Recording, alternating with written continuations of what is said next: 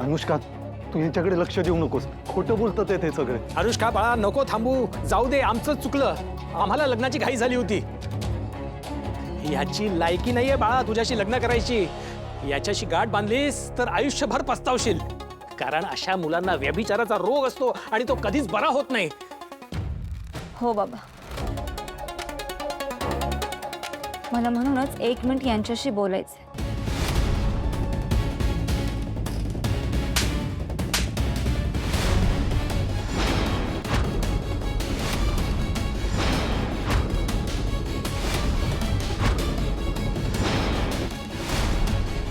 खोटारड्या,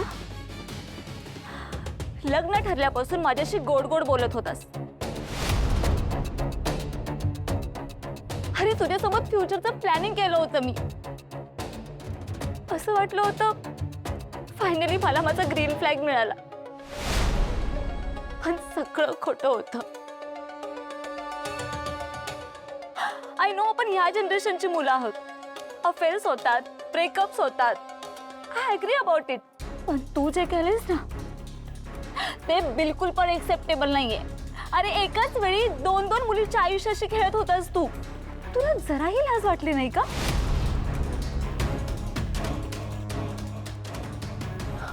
बघ बघ जरा त्या मुलीकडे.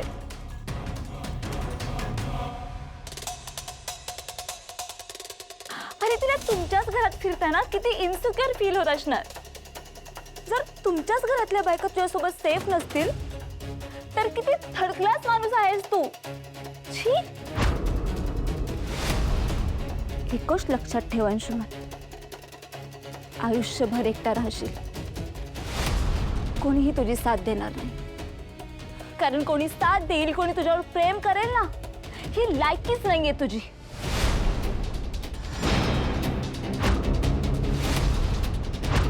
आई, बाबा, चला परत यांच्या घरात पाऊल नाही ठेवायचं.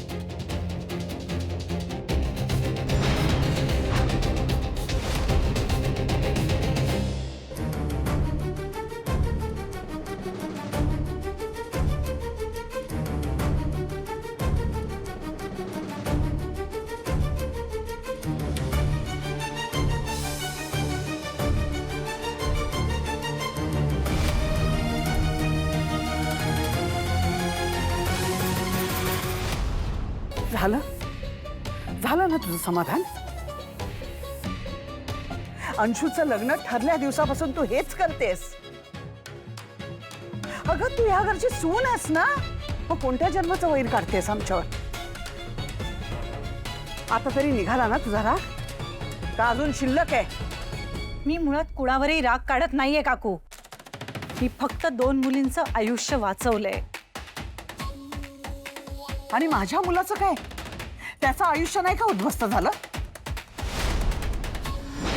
आता कोण देणार आहे त्याला मुलगी? कोण लग्न करेल त्याच्याशी?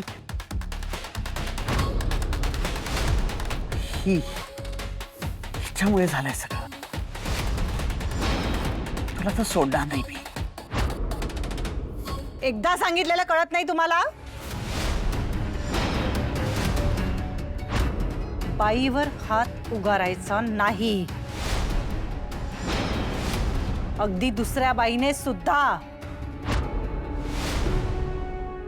मग ती तुमच्या घरात काम करणारी तुमच्या लेखी मोलकरीण असो किंवा कुणीही. तिच्यावर हात उगारायचा नाही हा. आणि काकू, हे मी तुम्हाला स्पष्टपणे सांगतेय, जर राजवाडेंच्या घरात बाईवर हात उगारला जात असेल तर मी मागचा पुढचा विचार करणार नाही आणि तुमच्यावरही पोलीस कंप्लेंट करायला मागे पुढे पाहणार नाही.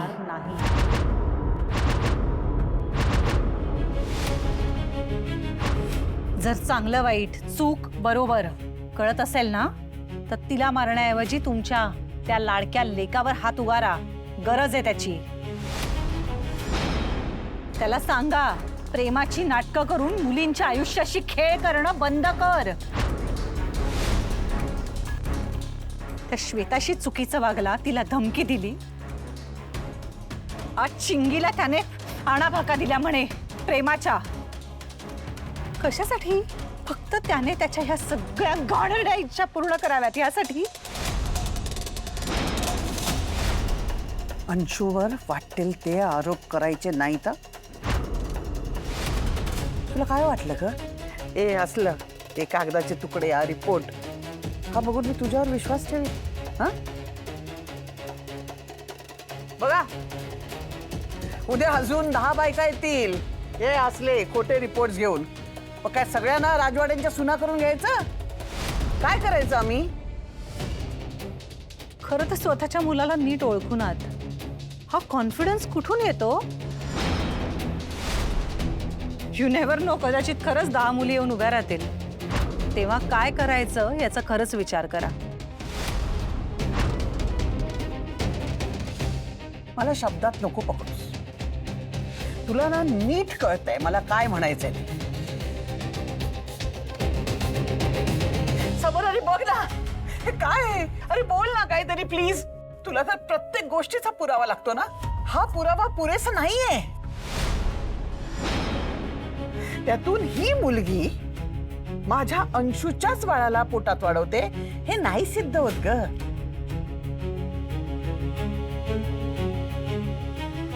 ओके, मग आपण DNA टेस्ट करूया.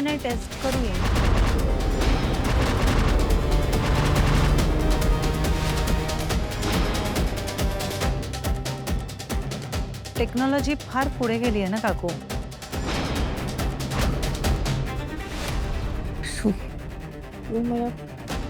मला अजिबात इथे थांबायची इच्छा नाही. चल मला खूप त्रास होतो. Okay okay fine fine fine. चल चल चल. आई आलोच. हळू हळू हळू हळू. ठीक.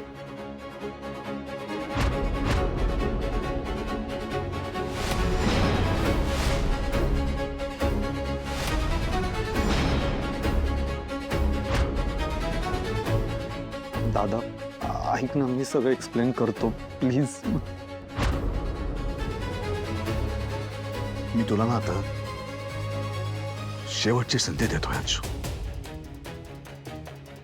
जे काही असेल ना ते आत्ता इथे खरं खरं सांगून टाक. तू आत्ता जर खरं बोललास ना तर मी किमान तुझ्याशी एक माणूस म्हणून नीट वागेन. पण जर तुझी जबाबदारी नाकारलीस आणि DNA टेस्ट मध्ये ते मूल तुझंच असल्याचं सिद्ध झालं तर मग विषय संपला. आपले संबंध संपले. या घराचे दरवाजे तुझ्यासाठी कायमचे बंद झाले.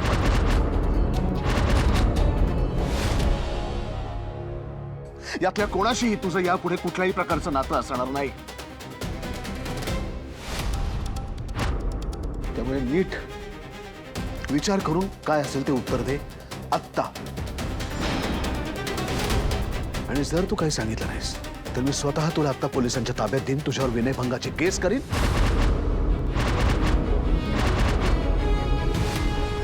आणि या घरातनं या प्रॉपर्टीमधनं तुला कायमचा बेदखल